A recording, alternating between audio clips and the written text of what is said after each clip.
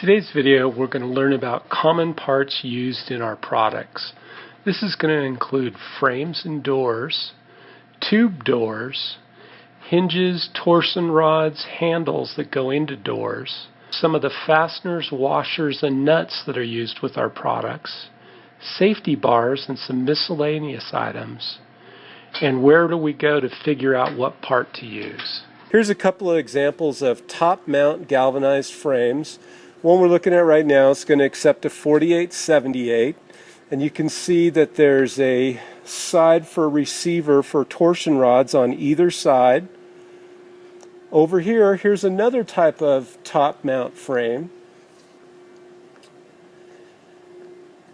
This one's going to be for a 4848, and if you look, there's a flange on the top on only one side. This tells you that this is going to be a single door frame. There's not the flange on this side. This is where the brass dog is going to lock down on the frame. You can see it on either side of the frame. Here's the internal adjusting of bolts. So these are examples of typical top mount frames. You can see in the corners of the frame that there's a piece of angle that's welded in there. It's really important. That's for the customer to pick the frame up by. Here's a different type of frame. This is a top mount full vehicle traffic heavy duty outer frame. So you can see around the outside of it there's Nelson studs welded on to embed this in a cast in place concrete collar. And then there's some plate with a hole that's the lifting device for the contractor to lift it and set in place prior to pouring the concrete. So here's another shot of another type of frame that we make a lot of. We make them particularly for Fontana. This is a cast-in frame. So what you'll notice about this is there's studs on the bottom that are going to cast into the concrete casting that they're going to set this in.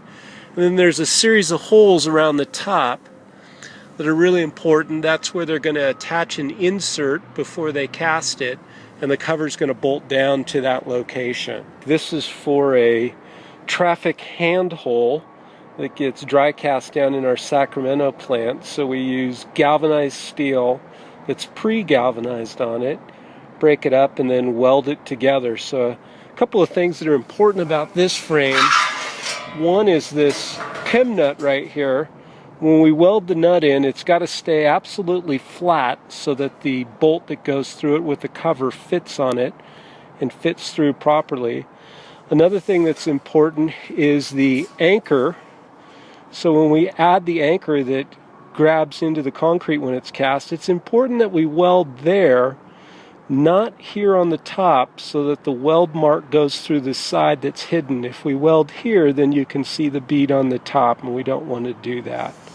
So this is a full vehicle traffic hand hole frame.